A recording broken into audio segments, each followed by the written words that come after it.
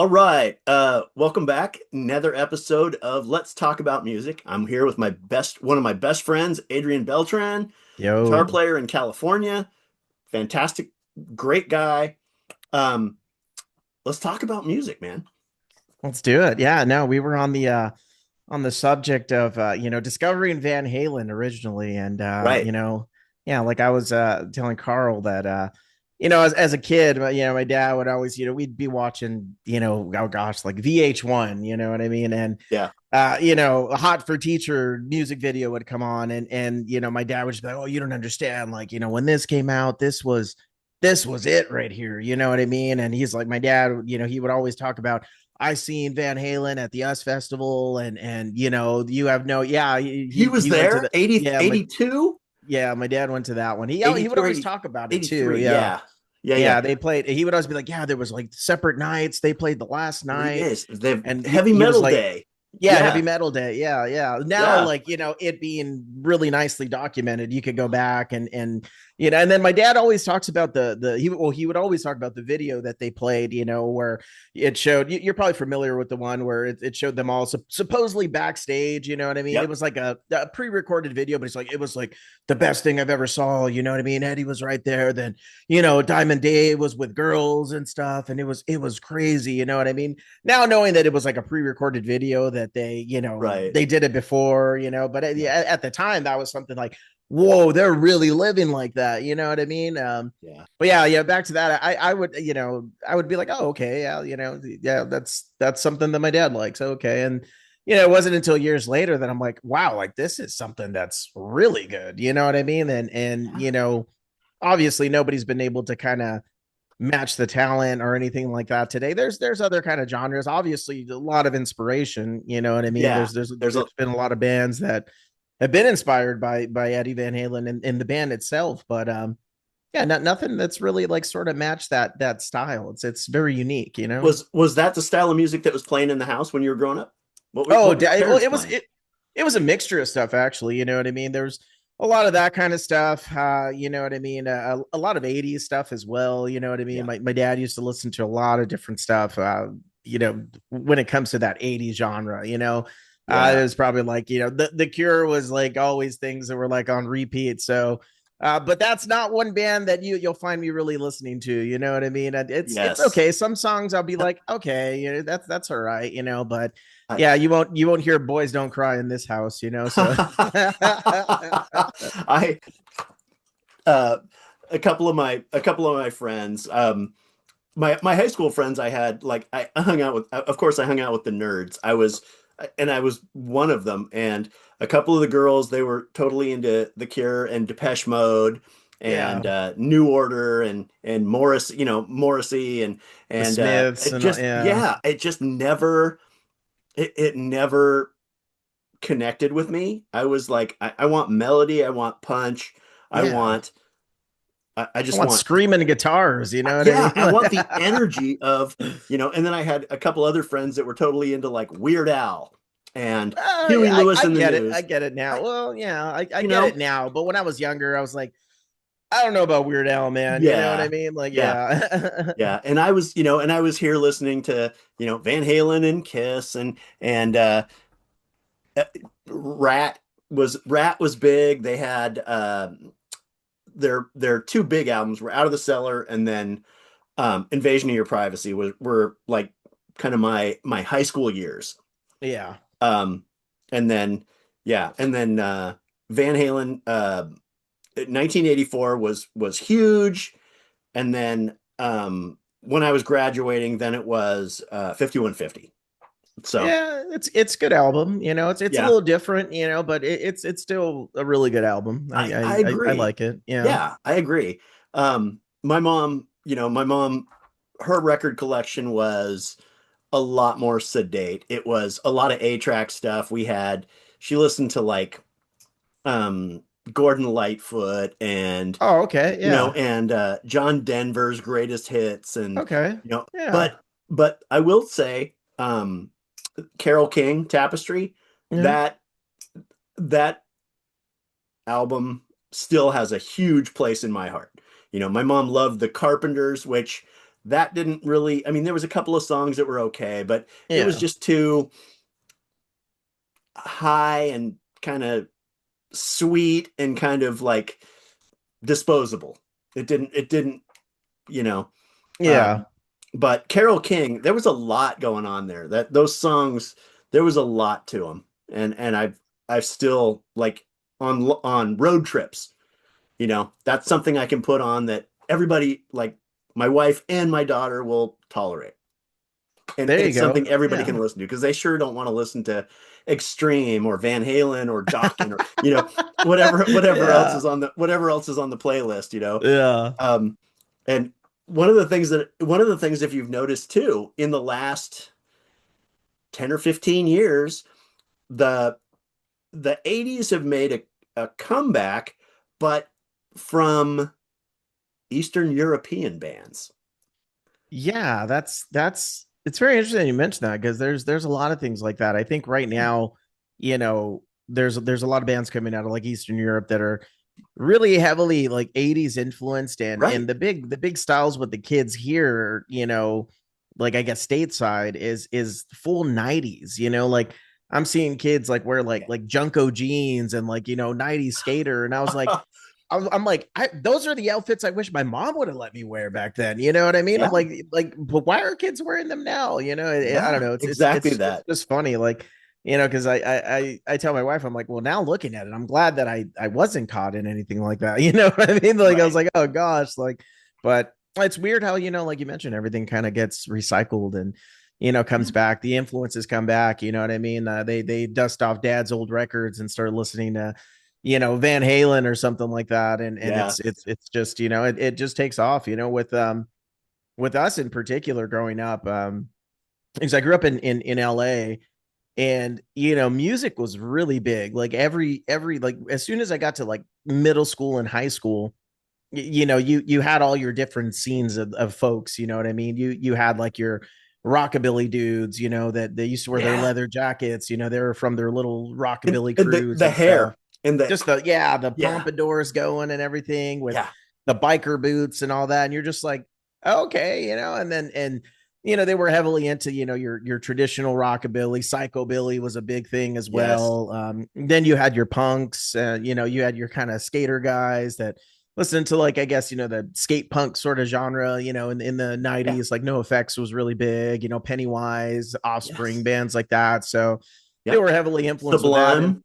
Sublime was huge out here. Sublime was, Yeah. man, like I have to admit, I was a big Sublime fan growing up, I was but too. who I wasn't? They were great. Yeah. Yeah, I dug their sound. Yeah, they were and still are today, well, the original, like if you listen to that, like I know that the son has come back, and he's kind of doing some shows with the band and stuff, which is great. You know what I mean? I think he Yep. has a really really good voice. Doesn't necessarily have his father's guitar skills, you know what I mean? Right. But the Yeah. voice is there, and he's got the band to back him up. You know what I mean? So I've watched. I didn't get a chance to obviously go to like Coachella or anything like that to watch them, but I watched the live stream. I've watched a couple of their shows, and yeah, I think they're really good. I think when Sublime with Rome came out as well, I think Rome was a really good singer too. He was able to carry the band for a little bit. They put out an album. It was pretty decent. You know what I mean? Had that same kind of Sublime feel, but It like I'd rather put on 40 ounce to freedom any day. So yeah, and I never got the impression that Sublime was a band so much as it was the guy. yeah, yeah, Um and there's some of that where they try to make it a band or give it that band feel. yeah. And then there's some where it's just you can tell that the singer is also the main songwriter and kind of the focal point. You know, every promo shot, he's standing 15 feet in front of the band, And and yeah, yeah. and They're kind of in the just back, like faded out a little yeah, bit. almost yeah, Yeah. almost blurry. They're so far Yeah. away from him, and it. I always wonder how much of that is genuine or how much of that is like the record label influence.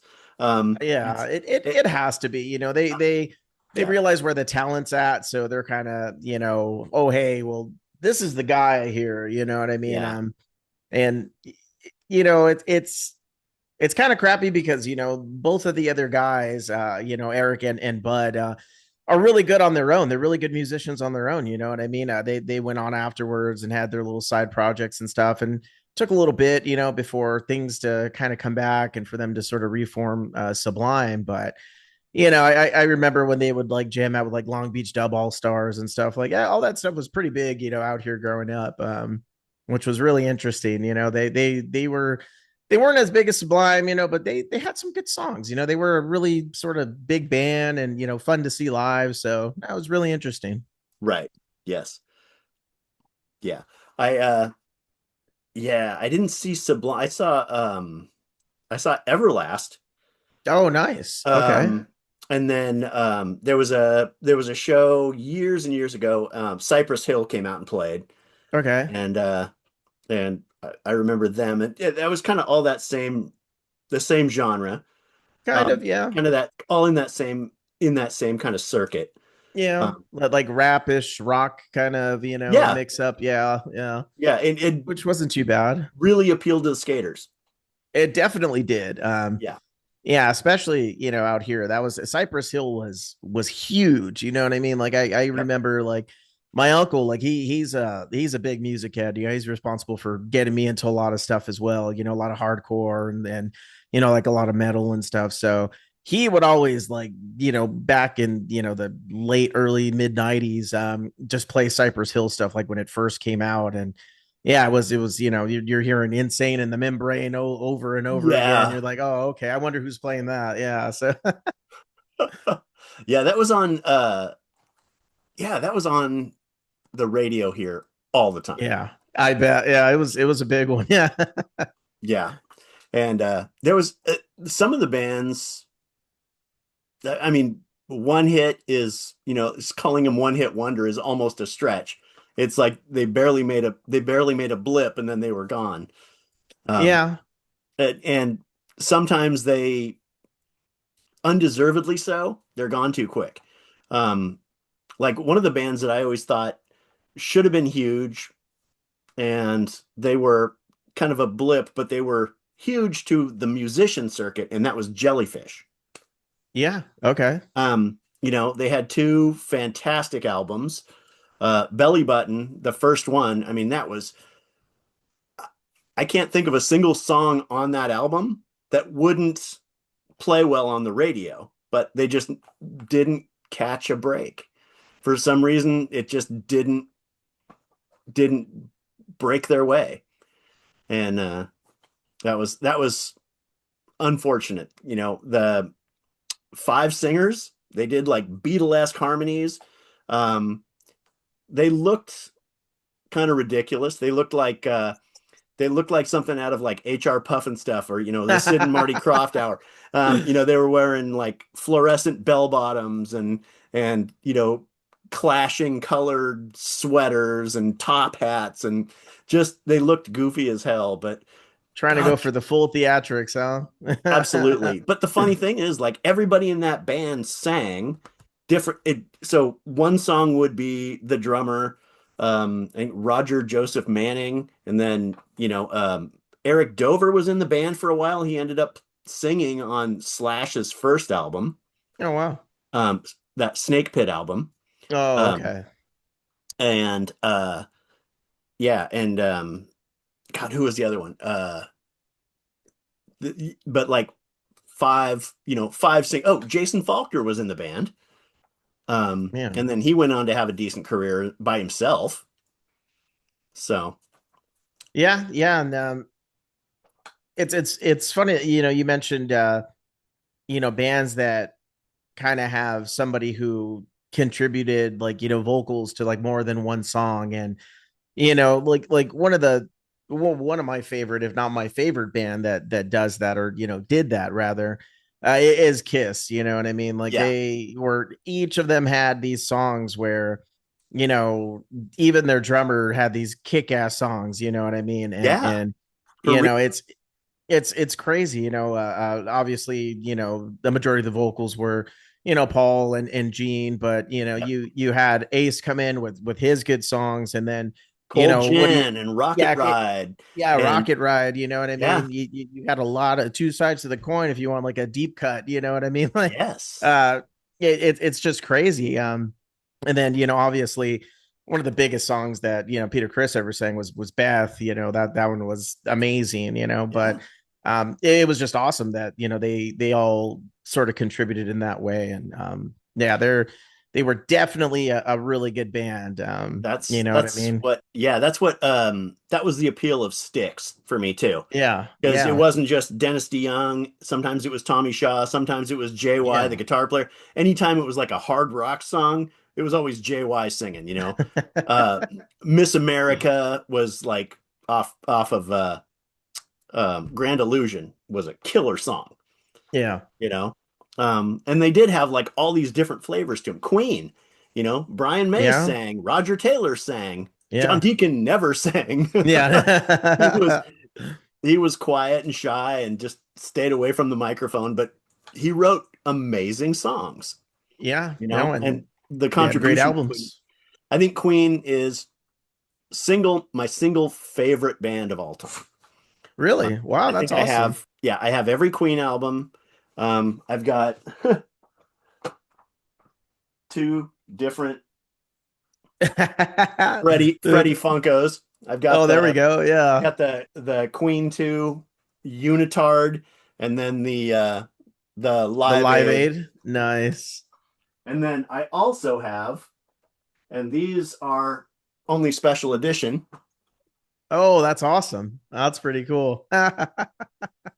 Those are I don't think I've ever seen that one. That's cool. Yeah. So, but yeah, I like, so who are your, like, when you first started playing guitar, was Eddie the reason you started playing, or was it Ace, or was it? So originally it was more so just to kind of pick it up because my uncle, like I mentioned, that was like a heavy influence. Like he was playing in like local punk bands and hardcore bands, and he was a Okay. bass player. So yeah, I remember there was this one summer, man, I don't even probably like fifth going into like sixth grade. That he was just like, hey, like I'm gonna leave you my bass for the day, and I'm gonna go to work, and just play around with it a little bit. You know what I mean? So Yeah. just there plucking away, just like, oh wow, this is cool, but like what where did they get that heavy sound from? Like where does that come from? Like where did like the high strings, you know what I mean? And you're like, oh, okay, those are guitar players. At the time I really didn't know too much about instruments or anything like Sure. that. It wasn't until I really got into stuff is when I went to sixth grade, and I joined like concert band and all that in middle school, and really started playing different instruments, a little bit drums. I was a woodwind player. I played the alto sax in middle school. And then a lot of friends of mine, they were, what another big band that was huge at the time was a Rage Against the Machine. You know what I mean? So they had, Yeah. I think around that time, they had just released like the Battle of Los Angeles album, and that one was just like, it was a great album. You know what I mean? And I was like, whoa, like, okay, yeah, yeah, I want to start playing like that. You know what I mean? And then as you start playing, then you're like, oh, okay. Then you start figuring out why mom and dad were listening to things like Van Halen and Kiss, and you're just like, oh yeah, that's pretty sick. So as I got a little bit more into it, I was like, oh, well, I want to play like that. And then around that time, Kiss was they had done they were on their reunion tours, you know what I mean, with the full lineup. So I remember my dad was like all excited about that. He went out and he bought a couple of the albums that they re-released on CD, that when they came out with the greatest hits album, that one was when I first like really started getting into them. One of the songs that was on repeat was Love Gun. I was just like, oh man, like that's Yeah. a great song, you know what I I mean? When love that song. Yeah. it's great. That's like one of I, my favorite songs and my favorite solo from Kiss, you know what I mean? So when okay. I was able to nail that one down, I was like, nice, you know what I Yeah. mean? Like, yeah, all I, right. was Love Gun the first album that you were into for him, or was it just like the song? What was the first Kiss album that you were really into? So the first one was obviously that greatest hits one. It wasn't until Okay. after that, like, oh, okay, well, what album is this song from? Like, hey, I like this song Deuce. Like, what Yeah. album is that one from? Like, oh, hey, I like Strutter. Like, what album is that one from? You know what I Right. mean? And, Yeah. it became more so like, oh, okay, oh, it's this one. Oh, okay, it's that one. And then getting more into the band, then you're just like, oh wow, they each individually did their own solo albums. Like, I gotta listen to these, you know what I mean? And Yeah. obviously my favorite one out of that one is the Ace album, you Uh, know what I mean? Like, I it's amazing. it, So it really is. Yeah. I mean, like Jeans was fairly disappointing because it was like cover tunes and yeah, it but he said, well, Ace is the reason it was successful is because it sounded the most like a Kiss album. And it did, yeah. it did. And the Peter album had a couple of cool ones too. Yeah, yeah. It had some cool stuff, and some of them were It was covers. more like in his flavor, you know what I mean? Yeah, And that's what I really appreciate about that album the most, is that it really kind of, showed you where his musical interests lied, you know what I mean? yeah, Like what he was really into. And yeah, no, yeah, that one's one of my favorite ones. When you look at Paul's album, it's kind of like the way I've come to define it is, like a precursor to like hair metal. You know what I mean? yeah. He had some pretty good songs in there. I like it. It's good. It's not one that I'll throw on like that. Oh, hey, like I'm gonna throw this one on. Like, no, I'll throw on "Rip It Out" or "Snowblind" or Right. "Speeding Back to My Baby" or Speeding something. back to my yeah, Like, man, even his cover of New York Groove is is very classic. You cool. know what I Yeah, mean? and So and yeah, I'm glad you pointed that out because a lot of people don't realize that that's a cover. yeah. They thought it was his, and it's like I heard the original. Is it? It's not Glenn Ballard. I always forget. Yeah, Yeah, because you but know, it's a band. It's a yeah. New York band. It was like it wasn't even a hit for him. No, no. And Ace didn't even want to cover the song. He didn't even want to do it. He's just like, nah, it's not rock and roll, like in true Ace flavor. Like, hey, it's not rock and roll. I wish I could do his voice because I do like an impression of him, but He has that great Bronx accent, yeah, right. that kind of Yeah. honk to it. Yeah, uh, yeah, I love that. Um, yeah, I think when I first started playing, um, I my stepbrother, my older brother Will, and he and I are still really close. He's a bass player. He worked at American Music in Seattle for 20 years Oh, and nice. and so he was kind of my exposure to a lot of like one of the funniest things was I had just moved here. It was 86 and I was here for 2 days. And he goes, "What are you doing tonight?" I'm like, nothing. Nothing. And he's like, "Okay, good. I'm picking you up. We're going to metal night at the Kent roller rink." And I'm like, "Okay, yeah, that sounds awesome." And I wasn't 21 yet, so it was like we're going to and and so we go to Kent and it's like this suburb of Seattle down in South End. Okay. And the roller rink. So the roller rink is this big oval. Well, instead of setting the stage up on one of the curves, they set it in the middle, Oh. which was a terrible idea because the first band started playing and the kick drum would hit the wall and bounce back and throw his timing Oh. off. So the first song was a train wreck and they had to restart it like 3 times. And the singer comes out. You're gonna love this part. The singer comes out. He's got white Levi's, his hair Oh turned God. up like Axl Rose. He's got suspenders and no shirt. And the two guitar players, one of them's wearing clown pants Oh God. and a floppy hat, and the other guy's just shirt open, jeans, long straight hair, and just head down and just ripping. And that band was Alice in Chains. Um, Nice, and man. they weren't Alice in Chains yet. Oh no, what was their original name? I can't remember for the life of me because they were forgettable. They were Oh wow. terrible. But one of the funny things was is The other guitar player, the guy in the clown pants, was a guy named Tommy McMullen, and he went on to play with a band called War Babies. And Okay. look them up. War Babies are a great Seattle band. I gotta check them Um, out. uh, yeah, Brad Sinsel, who was the singer for TKO, also fantastic voice. He's got this real kind of raspy, kind of boozy voice, really soulful. Um, just fantastic Seattle singer. I still run into him occasionally at different shows. Okay. And I ran into Tommy at the Cheap Trick show a couple years ago, Oh and wow. and he was literally right in front of me, and I didn't recognize him, and he's posting to Facebook and I'm posting to Facebook, and I see his picture come up and it's exactly from my field of vision. So it's literally like the exact same picture, and all of a sudden I'm like looking around and he's right in front of me, and I just tap him on the shoulder and turn around and I'm like, hey. That's cool. It was hilarious, yeah. But I the yeah, Seattle bands, what I loved, we actually went to the Kent roller rink. There was 5 bands. Um, 2 of them were actually pretty good.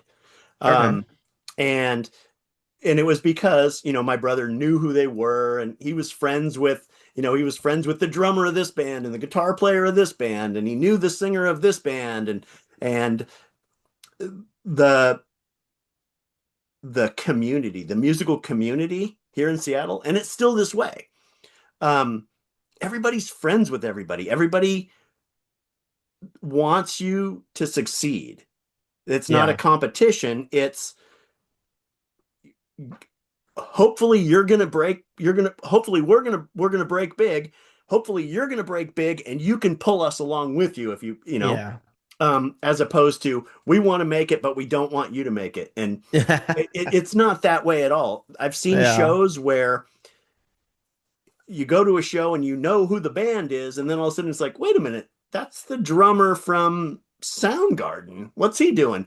Oh yeah, our drummer broke his leg skateboarding, so you know Matt He's Cameron's filling filling in. in. That's cool. And or nowadays, what's typical is when you go to a club and there's 3 bands playing, the the band will use like all the bands will use the same drum kit, and they'll just swap out their cymbals Yeah. because it saves money, it saves time Yeah. in teardown and setup, and it saves the sound guy from having to like reline up the mics and get levels and all that stuff. It's so much faster. Yeah. um Yeah. and it leaves more time for drinking. So um Yeah, right. Yeah. yeah. And there's a lot of community and a lot of camaraderie. I have been turned on to a bunch of bands by going to see some friends of mine play, and then being impressed by the band that they were playing with, and then all of a sudden now I'm friends with these guys. That's cool. Yeah, And that's a cool little community thing there. yeah, it really is. And my sphere of friends have been really like the quality of musicians that I've seen. Um, case in point was a couple of months ago, the band I'm good friends with, Trip the Wire. Eve is a fantastic singer. She just had her final show with the band, and she's moving on to some new musical stuff that she's got in the works, and I'm very excited for her. Um, they played with a band called Duraps, Okay. and this is Jacob Duraps. I was blown away. Canadian guy. It was a 3-piece. 90% Van Halen covers, Oh wow. but the guy not only nailed Eddie's tone, but his vibe, his sound, note for note, but he was playing Eddie while singing Oh without wow. without looking at his guitar, without Singing looking down at lead his like hands, singing and playing, just ripping it, just absolutely tearing it up.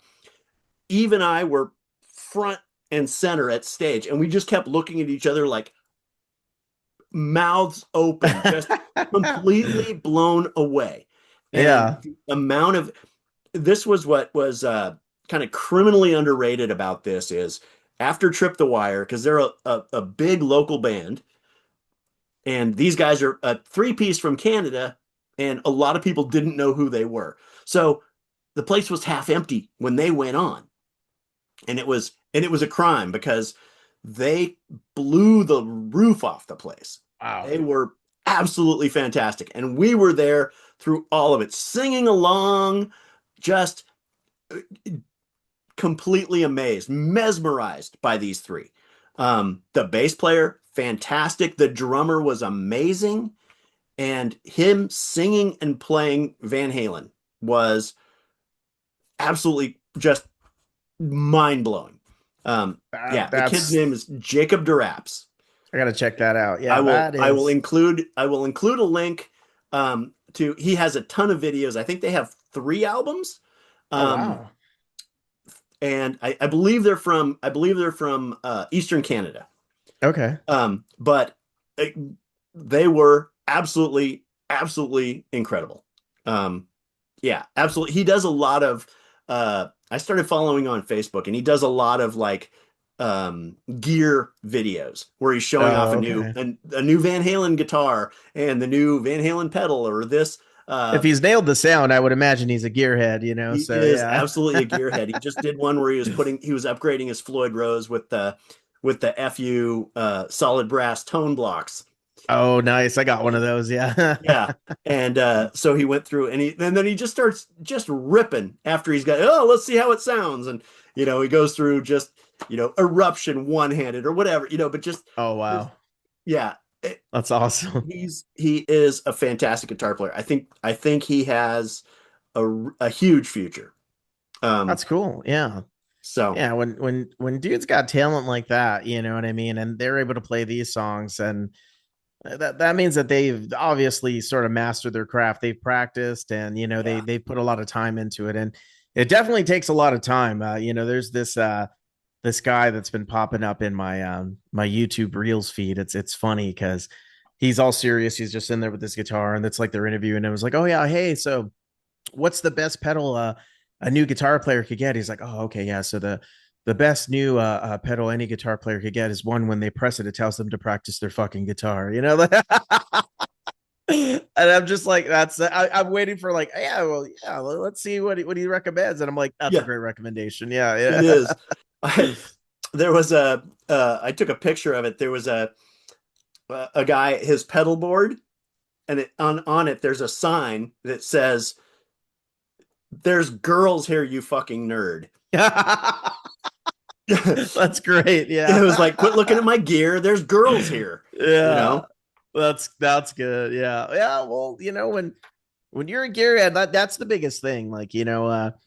like when we were young, we started going to shows. We would, like obviously gear was always expensive. It wasn't until I Yeah. became a working adult is when I, started, being able to buy stuff that, I wanted to play through, or, axes where I was like, oh man, I always really wanted one of those, so I guess I got adult money. I guess I could do that now, you know what I mean? But Right. no, I was definitely one of those guys. You go to shows and be like, oh man, like, oh, he's got JCM 900. Like, oh my gosh, like, oh dude, he's got an 800. Like, oh, this dude's got a triple rectifier. You know what I The mean? Like, dual oh super man, leads and yeah, yeah, yeah. And, right? and you're just like, whoa, like, man, and it sounds amazing. And yeah, and then later on you play with through a lot of those, and you figure out like, oh, okay, that they're, some of them are okay, some of them are, like whatever's, you know what I mean? And you kind of, figure out what you really really like. And yeah, it's you mentioned this guy mastered Eddie's tone. It's one of Yeah. those where, I did it, but I did it the cheating way. I bought those profiles, shout out Top Jimmy, you know what I mean, from Kemper. Yeah. So yeah, and they sound amazing, you know what I mean. I've only been able to play with two of them. It's been, pretty busy week, but yeah, he broke them down by albums all the way up to 1984. That's And that's crucial. it's awesome because he has them also like, oh hey, if you have if you're playing through a Les Paul, like I recommend this one because he gives you every single file on there. So like, yeah, best That 20 bucks ever, you know? that amazing too, because like a lot of the time when they're working out those patches, they're not they're not specifying, because every every guitarist, every album is a different, like it's different gear. So it's going Yeah. to sound different. Like look at like the band Extreme. Their first album sounds like guitar tone, nothing like Pornograffiti. Pornograffiti sounds nothing like Three Sides. Three Sides sounds absolutely nothing like Waiting for the Punchline. Waiting for the Yeah. Punchline sounds absolutely nothing like like Six. It they all have like remarkably different guitar tones. I found, I think Waiting for the Punchline sounds really, really brittle to me. Yeah. That's my least favorite.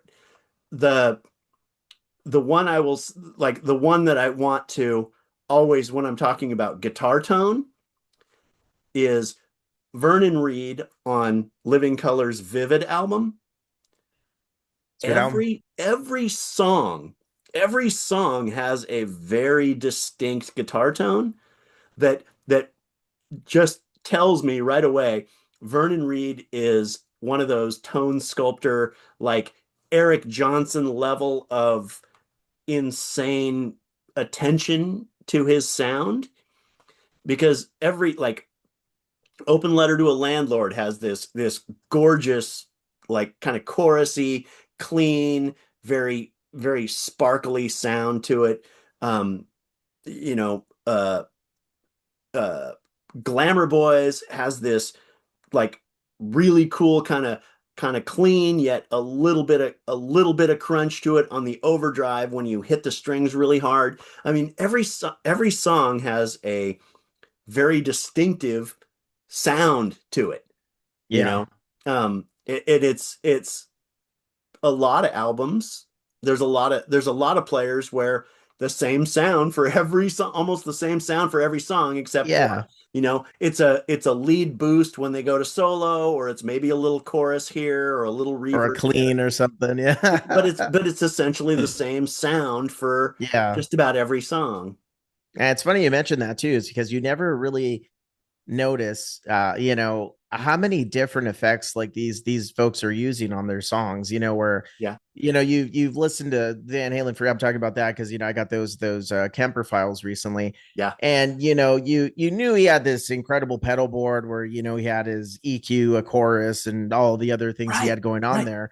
But you never really notice until you play through a sound like that how much it really really is dialed in, and you're like, oh wow, like that's one thing, like I was telling my wife when after I bought him, I was like, I never really noticed that, because when you're playing Van Halen song just off your regular amplifier, no profiles, anything like that, Mhm. to you you're like, oh okay, yeah, like yeah, it sounds pretty good, until you really play through what they've modeled that sound after, and you're like, oh, there's a lot, it's a lot more complex than just that distortion, turn your gain up a little bit, maybe a little bit of reverb or something like that. But yeah, no, it's amazing like how it's a real meticulous process to get all of these different tones styled in, and And, it's amazing. and to make those sounds, each of those pedals has to sound good together. I mean, the Yeah, like a flange and a phaser, yeah, either one of those, it's so easy for them to get out of control where yeah, they're kind of overbearing, they're dominating the sound, and you like it's such a hair's breadth away from not enough to too much, you know. yeah, Because you have the depth and you have the rate, it's like trying to find that sweet spot and then make room for, you know EQing and adding a chorus on the end, or a little bit of delay on a yeah, flange, because of the yeah, like, and you've got to get the signal path right. You've got to go from, you got to overdrive into probably whatever your modulation effects are, and then delay at the end, reverb at like, yeah. where do you put things in the chain? There's a Yeah, lot to it.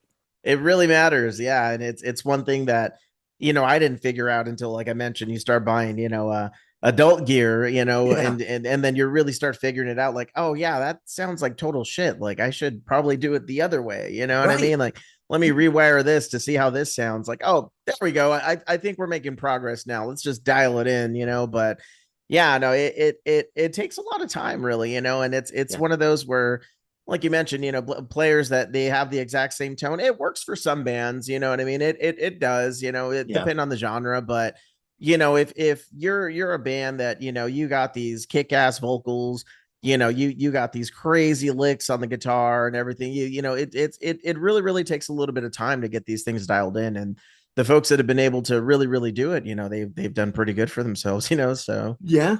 Yeah, absolutely. Who were your say top five guitar heroes growing up? Oh man. uh And did they change? At what, like, how many times did they cycle through? yeah, so as soon as I found, Kiss and all that, I'd have to say that Ace was always on that list. Okay. Another one that a lot of people kind of forget about, well, before his passing and such, but Prince was another one Oh, because, for like real. my Yes. dad was a big Prince fan, you know what I mean? He would always play Prince. That was always something, like you'd hear him pulling up when he comes home. You heard, when Doves Cry playing, like, oh, dad's home, you know what I mean? Yep. Like, oh, okay, here we That's go. amazing.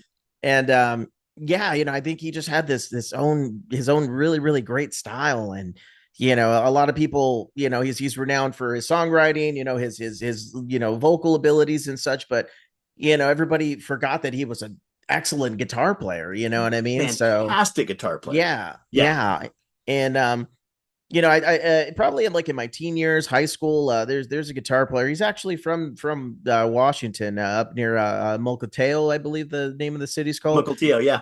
Yeah, he played in a band called the Fall of Troy, and his name's Thomas Erak. He's a great guitar player. Like he kind of defined that whole sort of like math rock kind of style. Really really fast, and he incorporates a bunch of different effects as well. If you haven't checked him out, you really got to check him out. He's a really good guitar player. Okay. That was another one in high school that was just like this guy's really really good. You know what I mean?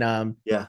There's this band that he jammed out with at some South by Southwest show, man, probably like a few years ago, where the band couldn't make it, but that band they had mentioned like, oh hey, we're gonna fill in for you. We'll be able to do all this, and they picked, I think their name like Kron or something like that, Chon, or yeah, they played along with them really well, and they're a great band as well. They are kind of like in the math rock scene as well. Okay. So they were really, really good. Also growing up for a bit, I want to say Slash was up there, you know what I mean? Like, Slash Okay. is, obviously Slash. So, you know what I mean? He's a great guitar player. He's, legendary, Yeah.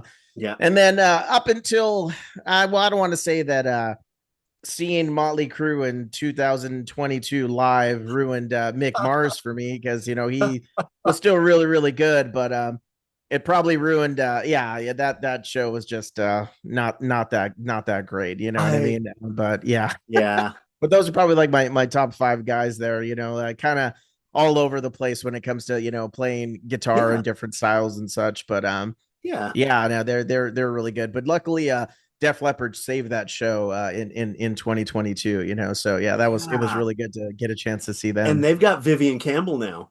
Yeah, And yeah, yeah. yeah, I'd say mine were Ace, Eddie, and then the other three were kind of this rotating hodgepodge of Warren DeMartini, George Lynch, Paul Gilbert, Oh, you okay, yeah. know, and then Satriani and Oh, Vi, yeah, and they just yeah, kind of all tumble through based on like either who has something coming out that made me want to like go dig back into the catalog, yeah, or just like I heard something on the radio. I'm like, oh yeah, I forgot how great they are. Go back and listen to Invasion of Your Privacy, yeah. 20 times again.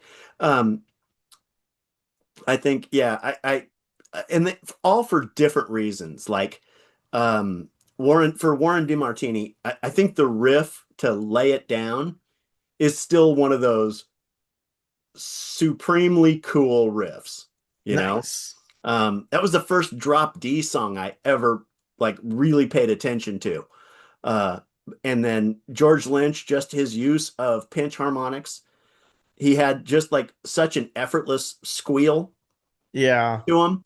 And I am very, very guilty of overusing pinch harmonics. I yeah, I need to go to a support group to kind of wean me off.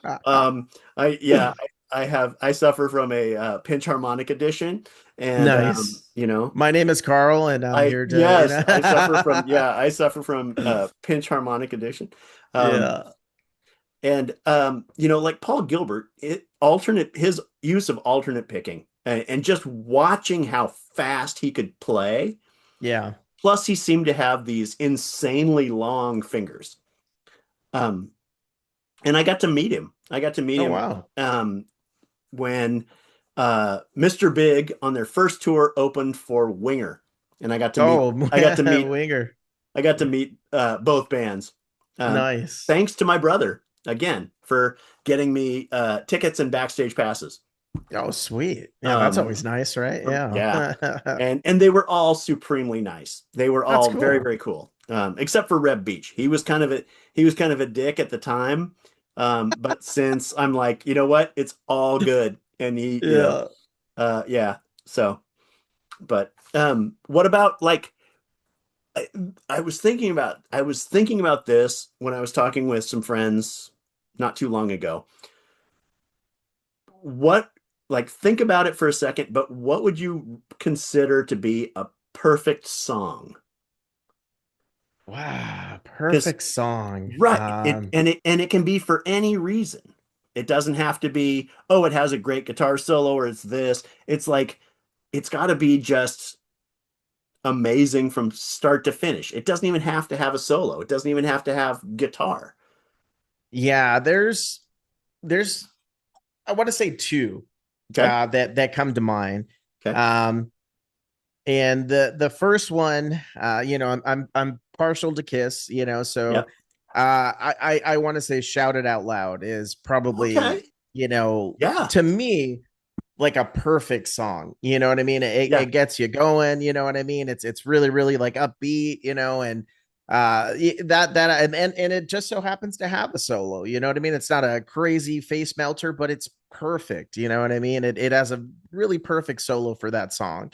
Um, and another song that I could think of that doesn't necessarily have a solo, but is a really, really good song, is Dance the Night Away. You know what I mean? Yeah. Like that's probably one of Yes. those where, you know what, like that is a really perfect song. You know what I mean? It's a feel It, good song, great song for this time of year. It's a nice summer it's a song to summer listen to. song, right? It is a summer song. Um, So it's, yeah, those are the two that come to mind when I think about, perfect songs. Yeah. yeah. I think of like Sultans of Swing is one Yeah, that I would that's a good consider song. like to be a perfect song. Um, uh, Another one that like probably uh, and I want to have this conversation with Warren Hewitt, who is a producer, and he is a huge, huge Kiss fan or a huge Queen fan as well. Um, Fairy Feller's Master Stroke off Queen 2. And Okay. it's an obscure kind of like deep cut. But but Queen 2 has it's very thematic. It has like the white side, you know, White Queen and As It Began, and then it has Black Side, which is like Ogre Battle into Fairy Feller's Master Stroke, into March of the Black Queen, and like these four songs that segue into each other, and it's like one long thematic piece, and it's really, really cool. Um, Yeah. and I want to have this. I want to have this huge conversation with him where we're arguing about Queen because I feel like the first two Queen albums should actually be qualified as prog more than like the operatic. You know, after their third album, which was the one with Killer Queen, Sheer Heart Attack, and that has like a lot of these kind of poppy elements and a lot of these more kind of campy, little like they did on Night at the Opera, where they have, Seaside Rendezvous and Yeah. Good Company, and like these little, like almost little ditties. Yeah. Sheer Heart Attack has several of those as well. And I just like everything about that band. There's you can tell every album sounds markedly different, and also they didn't have any rules. You know, they because every album sounded incredibly different, incredibly Yeah. diverse, and like they're just like, oh yeah, we're gonna do this now. Now we're gonna do this. This is kind of a metal song. This is a barbershop quartet song. Yeah. This one is, this one's played on penny whistles and pots and pans, and Yeah. it's like, uh, what, you know? Yeah. Now, yeah, they definitely had a really unique sound to them, like on almost every album. And then, Yeah, yeah, that's what made them really unique. They were a great band. yeah, yeah, absolutely. Yeah, I absolutely love them. And Brian May, he quit school to be in the band, and then went back and got his doctorate in Yeah. astrophysics. Astrophysics. Yeah. It's yeah. Astrophysics. And now he's also an activist for wildlife conservation, saving badgers and like the English badgers and things like that, protecting endangered species in England, and just like that's pretty amazing. It is. Yeah. Yeah. It's him as a person, and him as a musician. It's Yeah. there's a lot of folks that are like that, in kind of the music scene where, you're like, oh yeah, this guy's really good at what he does. And then like, yeah, you know that he has a doctorate too. Like, oh, I actually did not know that. You know what I mean? There's a lot of folks out there like that. And Yeah. one thing specific about, Brian May and the whole story about like how, him and his dad built his guitar and everything Yeah. like that. That's another one where The it's like, Red oh Special, you wow. bet. Yeah, yeah, And and how he never played with picks. He always played with like a British coin or something, yeah, you know what I mean? yeah, a pence. Yeah. So Um, it's like, wow, that's definitely unique, and he was really really able to, own it. So, yeah, he was amazing. yeah. Yeah, and not only that, but like he played Vox AC30s, but he also plays this little transistor amp that John Deacon made. Oh It's wow. called a Deaky, and he has like, I think he has two or three of them left. Um, but they were all handmade by John Deacon, That's awesome. and it's That's a little yeah. low watt amp, so that when you mic it up, it sounds huge. You know, so That's cool. Yeah. yeah, I got to yeah. look for that profile, Oh, right. They probably have one. Yeah. Yeah, they probably do. It's called the Yeah. Deaky. Yeah. Yeah. Hi. Do you have to go outside? Oh, I know. I know. Um, what about singers? I mean, I know, like, I don't consider Dave to be a great singer. I consider Dave to be a fantastic showman. He's definitely a showman. Yeah, but there's also folks that, are showmen and, have the ability to like really, really, or at their kind of prime, really, really like belt out some crazy, vocals and ranges and such, we're on Queen right now, obviously, when Yeah. it comes to singers. Freddie was just Yeah. like, yeah, you know what I mean? Like I- unmatched. Like you've had some folks that, they kind of they mimic more so him and don't have their individual sort of style. You know what I mean? True. Like nobody was really kind of doing anything like that before Freddie came out and, showed the world what he could do. You know what I mean? Yeah. Another one that comes to mind is man, like uh obviously like Robert Plant, you know what I mean? He Yeah. that's just right there. Another one that it was his own individual style. A lot of people will debate me on that and, say, oh, well, it was the Led Zeppelin stole a lot of styles from, what was going on in the South in America at that time and such. Sure. But they were just heavily influenced, you know what I mean? They liked blues, they liked rock and roll, you know what I mean? So yeah, I think that he was great at that, on Kiss. Paul Stanley, obviously in his Yep. prime, was Absolutely. amazing. You know what I mean? Yeah. Yes. Axel, was another, he was a really, really good vocalist, you know what I mean? So, Yeah. yeah, yeah, that they're just folks that are unmatched. Are you familiar with that band, Greta Van Fleet? I believe they are. Yeah. Yeah. Yeah, Yeah. There. that singer. Yeah, I don't know his name, but he's a pretty good singer too. You know what I mean? He is. Yeah, He I is. think that Um, he's pretty I good. I think they're getting unfairly tagged for sounding like or presenting themselves like Led Zeppelin. Yeah, Um, I think remember the blowback against the band Kingdom Come yeah, yeah, back in the 80s yeah, because of that. And yeah, there's a couple of singers come like there's amazing singers. Chris Cornell was amazing. yeah, Lane Staley was amazing. Um, Andy Wood from Mother Love Bone, which then became Jeff and Stone went to Pearl Jam after that. But a couple of singers that I find amazing and I wish got more credit or more like were better known is Rob Lamoth from River Dogs with Vivian Campbell. mm, Amazingly soulful voice. He does have that powerful, like bluesy kind of Robert Plant ish vibe to him. John Corabi, um, yeah, John yeah, Corabi with him with Dead Daisies. And apparently he had a blowout with Glenn Hughes, and Glenn Hughes was the singer for a while, and then Krabby left and came back, and I don't know. I don't want to know the details of it. Just know that I really love Krabby's voice. The scream before he joined Motley Crue, he was in a band called The Scream with Bruce Boyer and Juan um, Alderete from Racer X with Paul Gilbert. yeah. Um, that that album, the first album, Let It Scream, fantastic,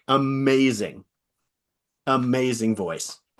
Um, and yeah, I think like there's a lot of really good singers. My friend Eve from Trip the Wire, and now like what she's moving on to do. She's got this. It's almost like she's got the 80s metal sensibility. She's almost got like a Ronnie James Dio type of range. Oh wow. She can do like the scream and the high and the like, but with power.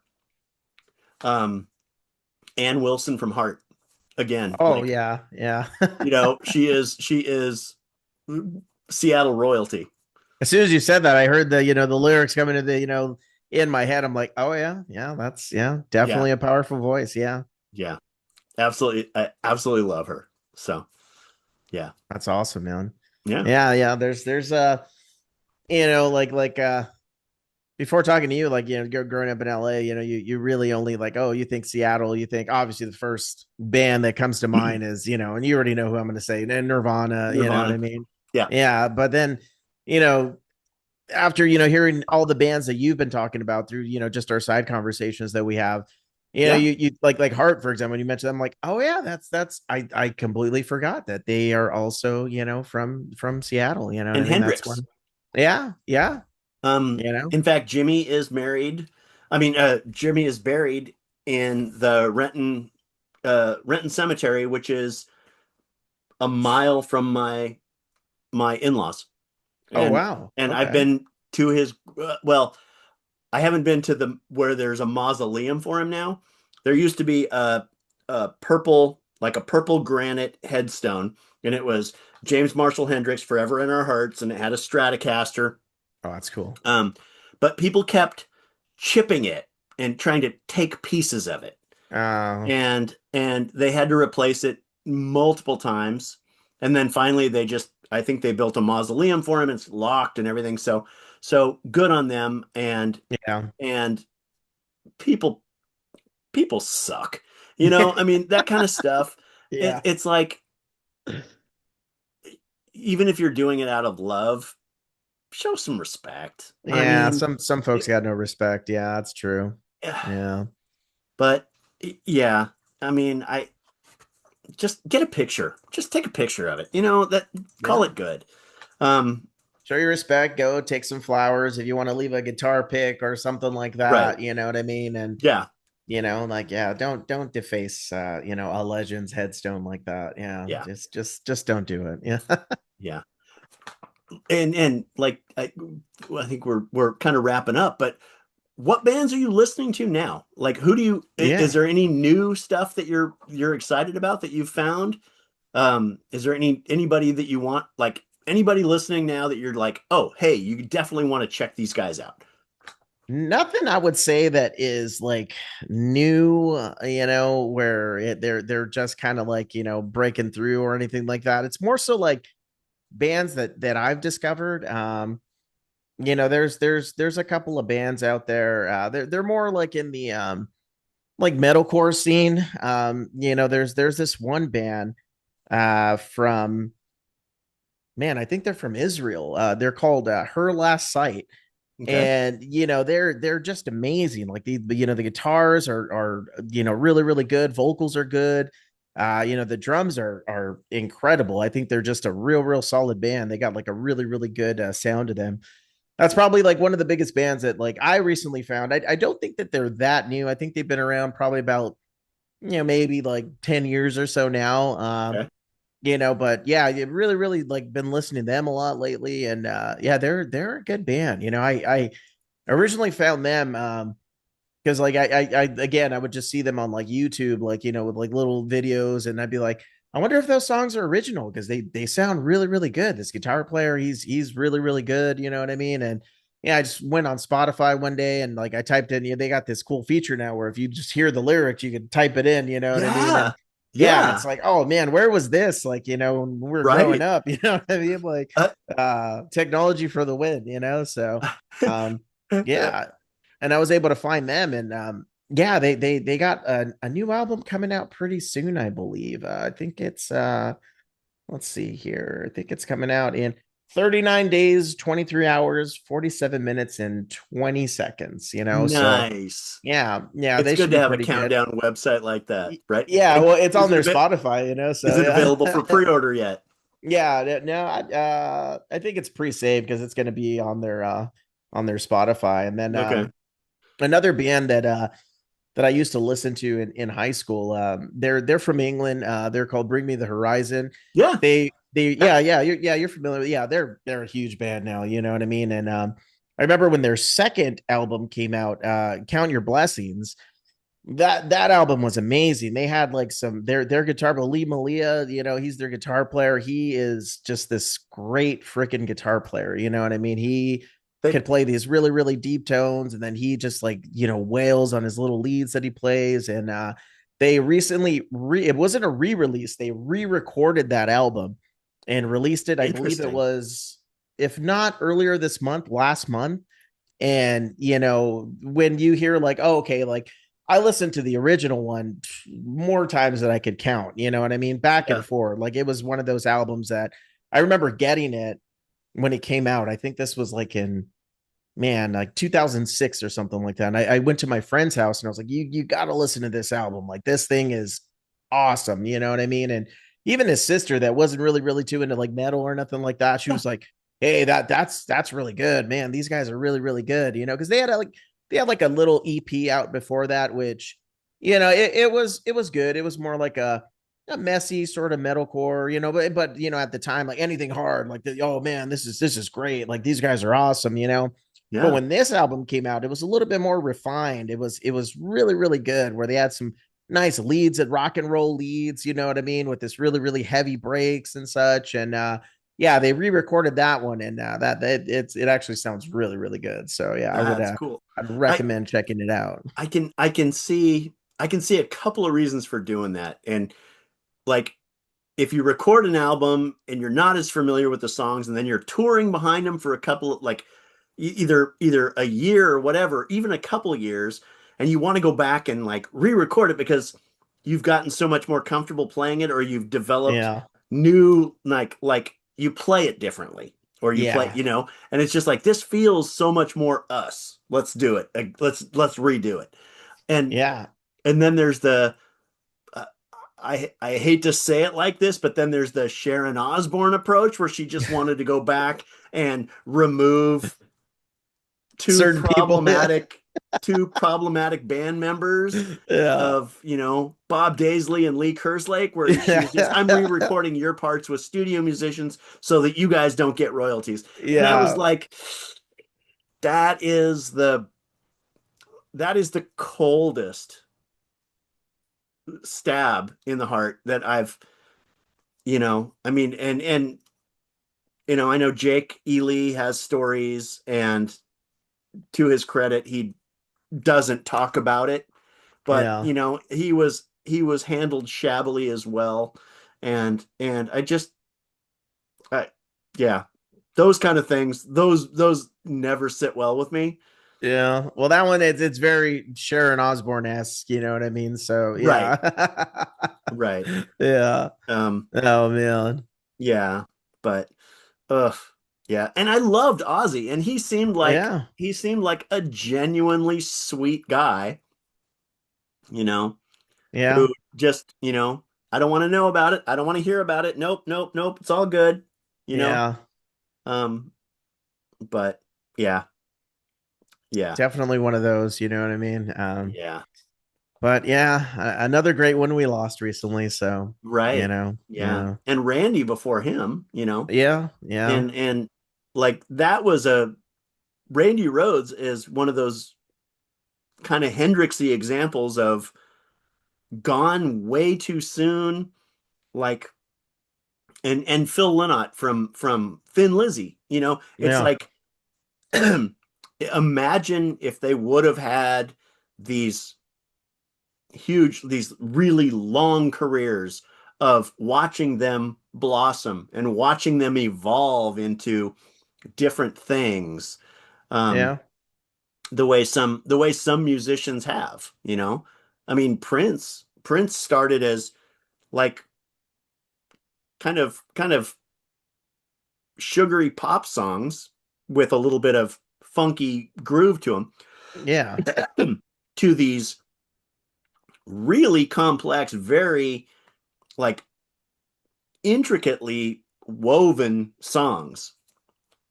Um, Yeah. That's one thing I didn't really figure out about Prince until they put all of his albums on Spotify and you listen to like the very first album and right. you're like, oh wow, like this is it's great to see how the sound evolved, how they found like how he found like, hey, I experimented with this early on, I did this, and now I kind of, I like to kind of like Bowie, same thing, you know what Yeah, I mean? Bowie. So yeah. Yeah, he kind of redefined himself every album. Yeah. It was Yeah. like, Yeah. okay, I'm going to put that in the closet. Now this is the new Bowie, and then Yeah. later it's going to be this. And I've even got the framed Bowie poster.